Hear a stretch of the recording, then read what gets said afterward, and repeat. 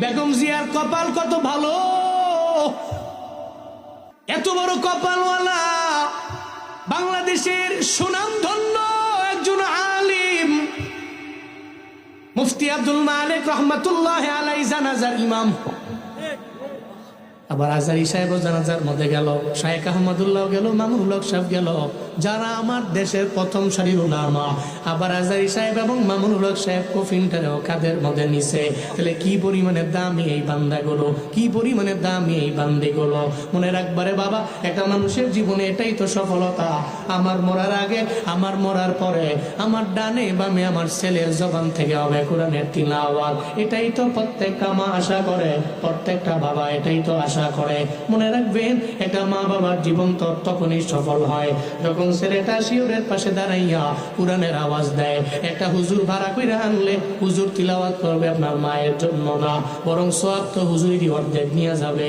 কিন্তু আপনি এমন সন্তান, আপনি যদি মায়ের পাশে গিয়া দাঁড়াইয়া আপনি যদি পড়েন সূরাতুল ইয়াসিন, যদি সূরা রহমানের তিলাওয়াত যদি আপনি দিতে পারেন রে বাপ, আপনার মায়ের পাশে দাঁড়াইয়া আপনার তিলাওয়াতের কারণে আপনার মা কালেমা পড়ে মরণ হবে, আপনার মায়ের কবর জান্নাতের বাগান হবে। অন্য একটা লোক আনলে ওই লোকের কথা তো কবুল হতেও পারে, না হতে পারে, কিন্তু যেই মা আপনার গর্বের মধ্যে নিল, আপনি মায়ের প্রতি দরদ লইয়া যদি তিলাওয়াতের মাত্রা যদি বাড়াইয়া দিতে পারেন, আমার কাছে মনে হয় ওই মা জাহান্নামী হবে না।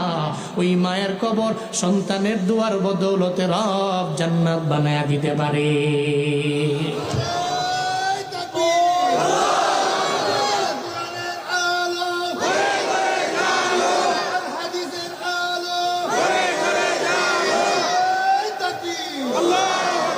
এই জন্য জীবনটারে গঠন করবেন এভাবে। আল্লাহর কোরআন থাকবে আপনার জীবনের সব স্থানে। আপনি মইরা গেলে চিন্তা নাই, দেখবেন এমন এক ছেলে রাইখা গেলেন, যেই ছেলেটা মানুষের মতো মানুষ কোরআনের তিলাওয়াত দিয়ে আপনারা বিদায় দেয়। এর চাইতে সফল মরা পৃথিবীর কোনো বান্দার নাই। আবার লাখো লাখো মানুষ যদি আপনার জানাজার মধ্যে জড়ায়া যায়, তাহলে তো আপনি সফল, আপনি সফল। জীবনটাই তো আপনি মইরা গিয়াও সফল হয়ে গেলেন। শরীফ ওসমান হাদিরা মইরা গেছে কিন্তু মরে নেই, কিন্তু মানুষের দিলে আছে না নাই? জোরে বলেন আছে না নাই? এমন জীবন গঠন করিও